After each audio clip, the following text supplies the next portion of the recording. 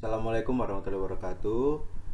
Kami di sini akan mempresentasikan tentang G20 and the Economic and Financial Crisis. What on earth is globalization about? Protest during a meeting in Buenos Aires, Argentina, November 2018.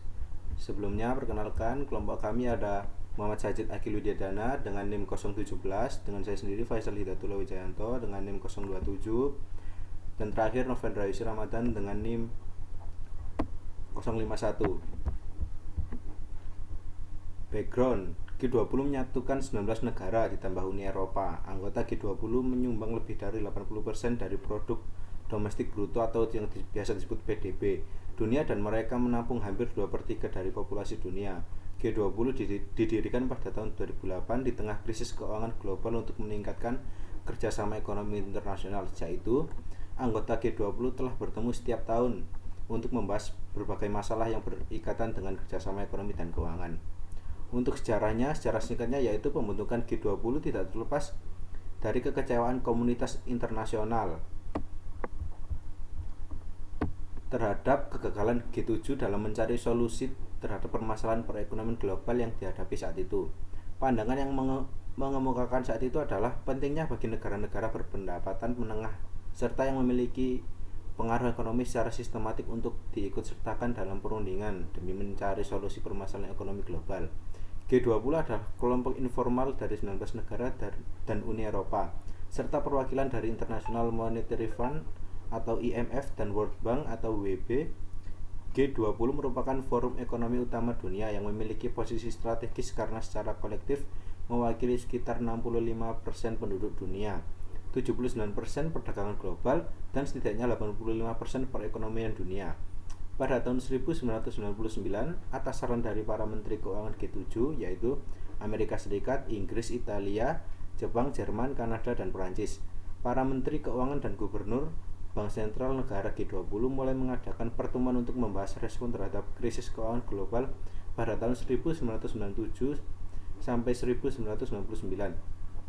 Sejak saat itu, pertemuan tingkat Menteri Keuangan dilaksanakan secara rutin pada musim gugur. Untuk selanjutnya dibacakan oleh Akil.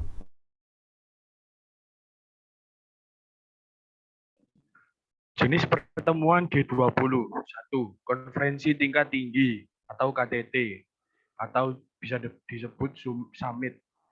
Lalu yang kedua, ministerial dan deputies meetings atau pertemuan tingkat menteri dan deputi. Lalu yang ketiga, kelompok kerja atau working groups.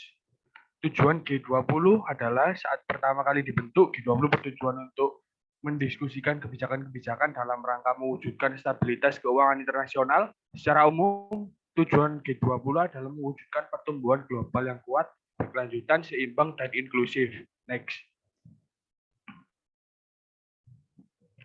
Hasil utama di Buenos Aires pada 30 November dan 1 Desember 2018 adalah para pemimpin G20 bertemu di Buenos Aires pada 30 November dan 1 November. Mereka mengadopsi sebuah deklarasi yang berfokus pada masa depan pekerjaan infrastruktur untuk pembangunan masa depan, pangan yang berkelanjutan, dan kesetaraan gender. Motif protes di pertemuan G20 adalah pengunjuk rasa berkisar dari aktivis anti perang dan lingkungan ingin G20 mempertimbangkan untuk beralih dari bahan bakar fosil hingga aktivis anti globalisasi. Next. Globalisasi adalah suatu proses di mana orang, perusahaan, dan pemerintah dari berbagai negara berinteraksi dan berintegrasi melalui perdagangan dan investasi internasional berdampak pada lingkungan budaya, sistem politik, perkembangan ekonomi, dan kesejahteraan fisik manusia dalam masyarakat di seluruh dunia. Dampak positif globalisasi adalah 1. Memberikan akses ke pasar yang lebih besar. Lalu yang kedua, menyediakan barang lebih murah untuk konsumen. Yang ketiga, globalisasi membasahi negara-negara melakukan apa yang mereka lakukan dengan terbaik. Lalu yang keempat, menuju ekonomi yang lebih baik. Yang kelima, mempromosikan perdamaian dan persatuan dunia. Dan dampak negatif globalisasi adalah menyebabkan kerusakan lingkungan. Lalu yang kedua, penyebab fluktuasi harga. Lalu yang ketiga, ketidakamanan pekerjaan.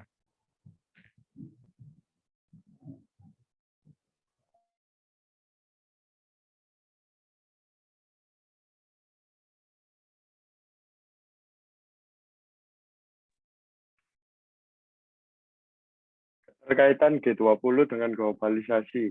G20 menyediakan koherensi kebijakan, analisis, dan perangkat praktis untuk mendukung pertumbuhan dan pembangunan. Lalu platform di mana para pemimpin berkomitmen untuk bekerja dengan negara-negara berkembang untuk mendukung mereka dalam menerapkan kebijakan dan prioritas nasional mereka yang diperlukan untuk Millennium Development Goals. Lalu G20 memainkan peran penting dalam menciptakan lingkungan yang memungkinkan untuk pertumbuhan dan pembangunan global yang inklusif. Pekerjaannya untuk memastikan stabilitas keuangan, mendorong pertumbuhan, dan menghindari serta mengelola krisis sangat penting dalam mendukung peluang. Next.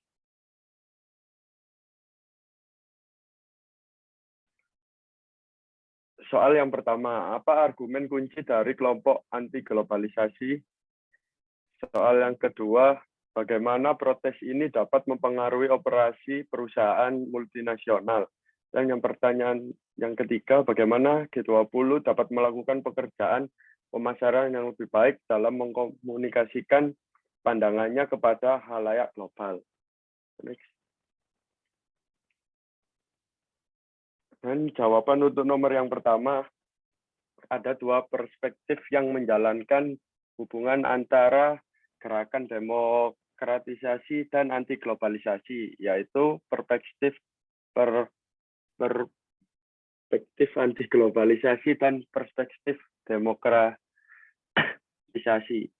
Anti globalisasi adalah ideologi yang menentang kekuatan perusahaan multinasional, Dana Moneter Internasional, Bank Dunia, dan WTO sebagai instrumen kesepakatan pertumbuhan ekonomi global. Pada saat yang sama, demokratisasi adalah realitas perluasan demokrasi sebagai solusi untuk menciptakan kehidupan manusia yang lebih adil dan sejahtera. Kelahiran gerakan anti globalisasi merupakan revisi besar dari proposisi globalis.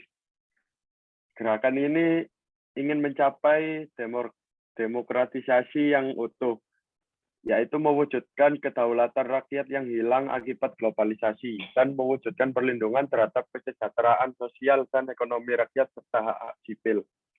Dan jawaban untuk nomor 2, dampak negatifnya ialah terhambatnya pertumbuhan industri lokal, kegiatan impor yang melebihi kegiatan ekspor, dan kesenjangan sosial masyarakat, lalu tumbuhnya kapitalisme. Dan jawaban untuk nomor 3, globalisasi memiliki dampak sangat penting dalam bidang pemasaran. Semakin besar, tetapi satu kelemahannya adalah persaingan semakin ketat dan keras. Oleh karena itu, di era globalisasi ini, pemasaran tidak hanya sekedar meningkatkan produk, harga lebih terjangkau, distribusi produk terus-menerus, tetapi sangat dibutuhkan komunikasi pemasaran yang efektif yang memungkinkan perusahaan untuk menyebarkan produknya, lalu meningkatkan citra merek dan menghasilkan keputusan pembelian. Baik, cukup dan sekian dari kelompok kami. Jika ada salah kata mohon dimaafkan karena kita semua tidak sempurna, ya sempurna hanya milik Allah Subhanahu wa taala. Wassalamualaikum warahmatullahi wabarakatuh.